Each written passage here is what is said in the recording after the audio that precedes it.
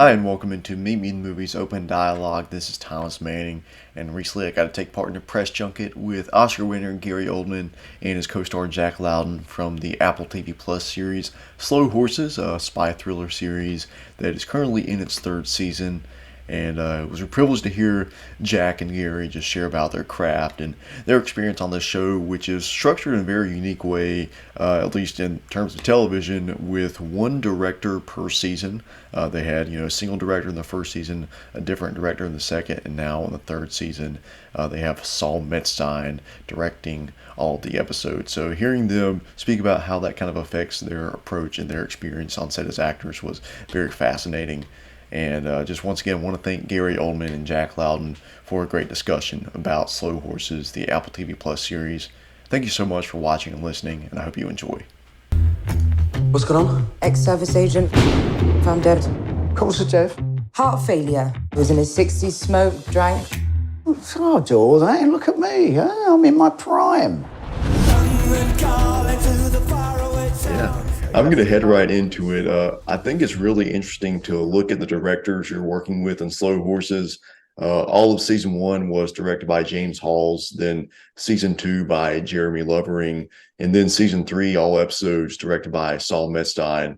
So when you're working with a single director throughout each season, how does having that one director's voice inform the decisions you make as actors, as opposed to working with multiple directors in a single season? Well, I'm glad you brought that up because it was a big. It was initially going in. It was a bit of a challenge.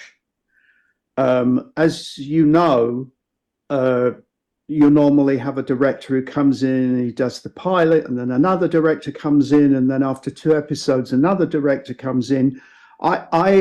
It was a real conscious decision to have one director direct all six, and in a sense it's like a 6-hour movie, so you're not always sort of just continually sort of switching up, and you find a rhythm and a continuity with just the one person at the helm, and I think that the show, I would like to think that some of the success of the show is because of that. I occasionally think other shows suffer from the fact that they're switching up the vision in a way. There has to be. It's benign dictatorship. There has to be one vision of the overview.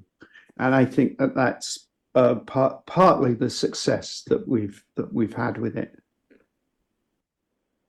And Jack, anything you'd like to add to that from your perspective?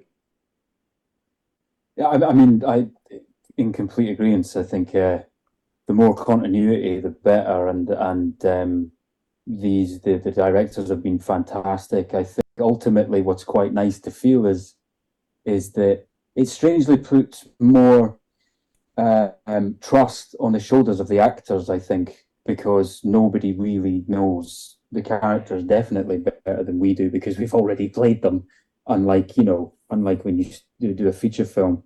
So there's a lot, you have to employ the right actors that can carry that, and I think they do that.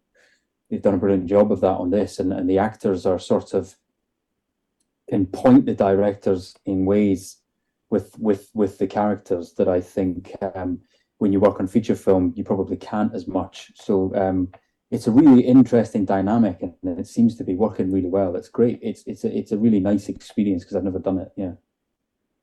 And you're working with such a unique blend of tones in Slough Horses. Of course, it's an espionage drama, and it deals with some dark subject matter, and many of these issues are reflected in our real world today. But the show also has a sense of humor, which manages to reveal itself in the midst of all of that.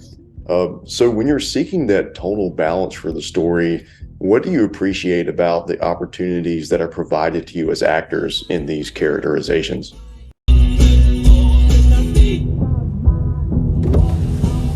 Can you get out of the vehicle, please, Mr. Lamb? No, I'm quite comfortable where I am. These seats are lovely, and they're heated too. Step out the vehicle now. No, I'm okay where I am. You go fetch your boss and tell him I brought the car back, but we need to go over the damage waiver.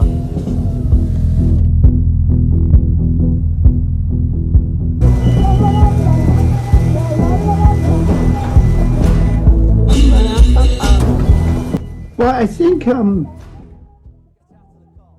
the frequency or tone of the show was set in the first season with James Hawes, who really did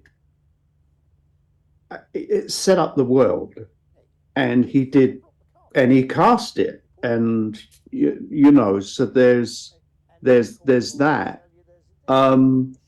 We don't. It's not a show, I think, where we ask for a laugh. I think that the humor in the show is sometimes it's situational, sometimes, but the verbal humor is very throwaway. What I'd like to, it's sort of under the radar, rather than hey everyone, it's that old thing of, don't ask for the laugh, ask for a cup of tea. That's an old it's an old a theatre line, I think, from the Lunts, actually. Why aren't we getting that laugh anymore? Well, because you're not asking for the tea anymore, you're asking for a laugh. Yeah, I think that's partly why it works. It's a fine balance between the seriousness and the earnestness of it, but also keeping that other frequency, that comic frequency going. And I'd like to think we've managed to do it very successfully. Park it downstairs. I could murder a coffee. What's the canteen like in this gaff? Well, Gary and Jack, it really was an absolute privilege to speak with the two of you today, and I greatly appreciate your time, and thank you for all that you do, for television and for filmmaking, and hopefully we share more conversations in the future. All right, thank you. Thanks. Thank you. Have a great day.